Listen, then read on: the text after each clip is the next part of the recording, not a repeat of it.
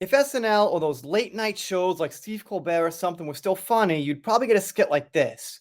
Chrissy Teigen fears Trump will come after her if he wins election. From June 17th, 2024. Let's see what we got. It's by Breitbart, by the way. Never covered them. So here we go.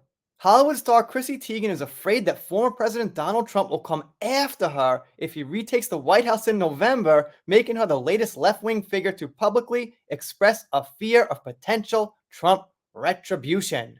Why would Chrissy Teigen think she's the one that Trump would go after? It's also kind of scary. It's, oh, he's aware of me, Chrissy said during an interview with the podcast On with Kira Swisher, according to a Deadline report. We all know Kara, she's a big name around town. What could really happen because of that? We obviously know he's unhinged, but could he actually come after you in other ways? It's a weird feeling, Chrissy. That's gotta be on top of Trump's list is coming after Chrissy Teigen. I mean, she had some weird tweets back in the day, so, she's probably not that popular. Teigen's husband, John Legend, was also present for the interview, saying he's endorsing President Joe Biden's bid for re-election. We're going to be active. We're going to the White House on the way home from here, and we're going to support President Biden, Legend said. Well, what about your music, Chrissy's acting, what's going on, what are you guys doing? Why don't you showcase that? Oh, wait. Yeah, not much going on there. Teigen acknowledged her outspoken political activism could hurt her consumer brands. When you're a name attached to your own thing, anything you say or do can affect the company or take it down for who knows how long, she reportedly said. Well, that's something that's good to think about when you make that company and you put those brands out there. Stores aren't used to the world of celebrity partnerships. Paul Newman isn't going to get in trouble anymore, but if they've been saturated with phone calls because I spoke up about healthcare or women's rights, it puts a lot of fear into them. Robert De Niro also said Trump will come after him. And they also mentioned some other people in some law enforcement are thinking the same thing. I don't know. I'm mostly focused on Chrissy and why.